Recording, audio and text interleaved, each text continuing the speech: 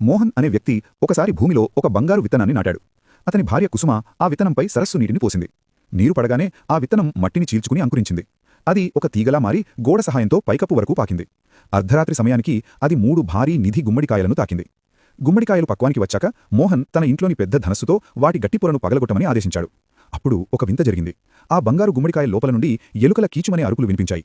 మరుక్షణమే ఆ గుమ్మడికాయ పెద్ద శబ్దంతో పేలిపోయింది. మంటలు, పొగ ఇల్లంతా వ్యాపించాయి. వేల సంఖ్యలో ఎలుకలు గుమ్మడికాయ నుండి బయటకు వచ్చి నేరుగా ధాన్యపు గిడ్డంగి వైపు పరిగెత్తాయి. ఆ వృద్ధ దంపతులకు స్పృహ వచ్చేసరికి జరగకూడని నష్టం జరిగిపోయింది. గిడ్డంగిలో ఉన్న ముత్యాల్లాంటి బియ్యమంతా ఎలుకల మలంతో కంపు కొడుతూ పాడైపోయింది.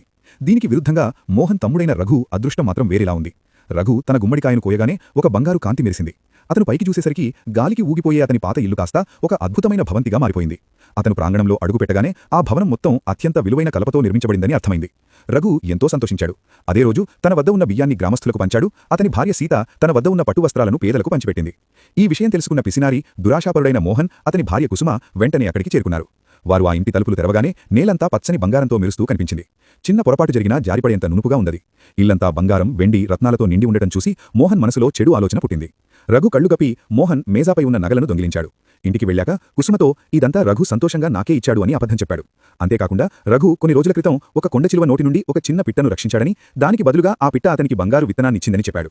ఇది విన్న మోహన్, కుసుమ ఒక కుట్ర పన్నారు. ఆ రాత్రి మోహన్ నిచ్చెన వేసి పైకప్పు మీదకు వెళ్లి ఒక పిట్టను పట్టుకున్నాడు. ఎవరూ చూడటం లేదని నిర్ధారించుకుని కావాలనే దాని చిట్టికాళ్లను నిరిచేశాడు. పక్కనే ఉన్న సేవకుడు కాలు తన యజమాని క్రూరత్వాన్ని చూసి వణికిపోయాడు. మోహన్ పైకి మాత్రం దయ ఉన్నట్లు నటిస్తూ ఆ పిట్టకు కట్టుకట్టి భవిష్యత్తులో తనకు కూడా బంగారు విత్తనాన్నిచ్చి ఉపకారం చేయమని కోరాడు. గాయపడిన ఆ పిట్టను చూసి కాలు దానిని మింగేయడానికి ప్రయత్నించాడు. కాని మోహన్ సమయానికి చూసి సుత్తితో తన తలపై కొట్టాడు. పాపం కాలు అక్కడికక్కడే మరణించాడు. 6 నెలల తర్వాత ఆ పిట్ట కోలుకుని వేగంగా ఎగిరి తన రాజ్యానికి వెళ్లి రాణికి జరిగిందంతా చెప్పింది. కొంతకాలానికి మళ్లీ ఆ తీగ మొలచి పైకప్పు వరకు పాకి అర్ధరాత్రికి గుమ్మడికాయలను తాకింది. మరుసటి రోజు ఉదయం మోహన్ తన ధనస్సుతో ఆ గుమ్మడికాయను కోయమన్నాడు.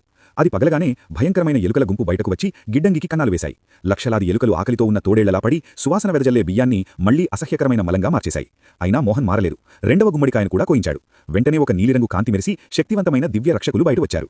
వారు ఆ ఇంట్లో ఉన్న విలువైన వస్తువులన్నింటినీ మూటగట్టుకుని వెళ్లిపోయారు. మోహన్ ఎంత అడ్డుకున్నా ప్రయోజనం లేకపోయింది. పిచ్చెక్కినవాడిలా మోహన్ తానే గొడ్డలి పట్టుకుని 3వ గుమ్మడికాయను పగలగొట్టాడు.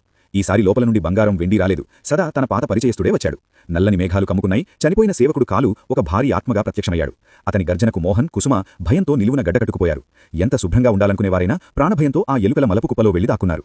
ఈ ఘటన తర్వాత మోహన్, కుసుమలు మతిస్థిమితం కోల్పోయారు. వారు కదలలేకుండా ఉండటం చూసి కాలు ఆత్మ పొగలా మారి ఆకాశంలో కలిసిపోయింది. మంచికే మంచి, చెడుకే చెడు ప్రతిఫలంగా లభిస్తుంది అనేదే ఈ కథ సారాంశం.